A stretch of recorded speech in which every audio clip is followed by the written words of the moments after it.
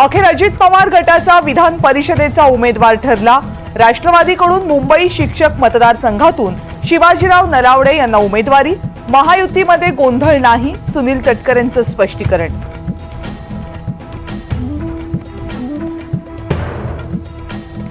चारशे पारच्या घोषणेमुळे महायुतीचं नुकसान, भुजबळांचं वक्तव्य। तर भुजबळांना आवरलं पाहिजे, निलेश राणेंकडून संतप्त प्रतिक्रिया।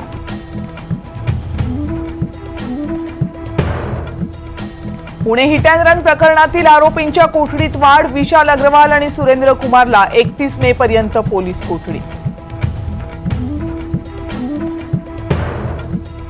कोस्टल रोडच्या ढाच्यात नव्हे तर सांध्यातून पाणी गळती।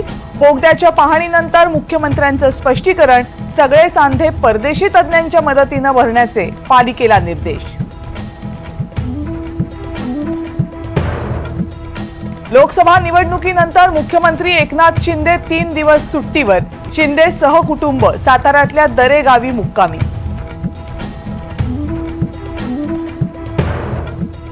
जळगावच्या हिट अँड रन प्रकरणातील कारमध्ये आरोपी मुलांसोबत मुलीचाही समावेश असल्याचा एकनाथ खडसेंचा गौप्यस्फोट। खडसेंच्या दाव्यामुळे प्रकरणाला नवं वळण।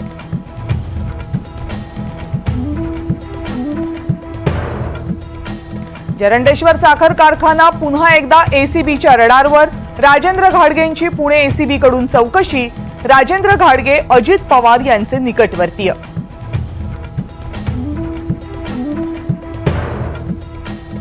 सुप्रिया सुळेंमुळे अनेक नेत्यांची पक्षाला सोडचिठ्ठी। मी मात्र शरद पवार यांच्या सोबतच। पक्ष बदलण्याच्या अफवांवर राष्ट्रवादी काँग्रेस शरदचंद्र पवार गटाच्या सोनिया दुहान यांचं स्पष्टीकरण।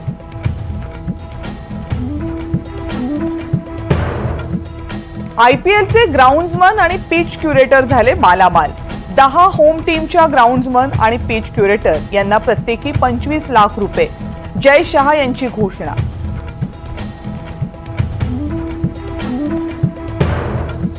महाराष्ट्रात उष्णतेचा पारा चढला। विदर्भातल्या काही शहरांमध्ये तापमान 45 अंश सेल्सिअसच्या पार।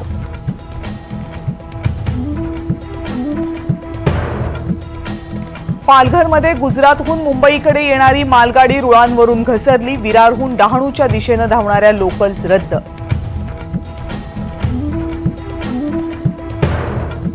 उत्तराखंडमध्ये बाबा केदारनाथच्या दर्शनासाठी भक्तांची मांदियाळी। अवघ्या 18 दिवसात 5 लाखांहून अधिक भाविकांनी घेतलं दर्शन।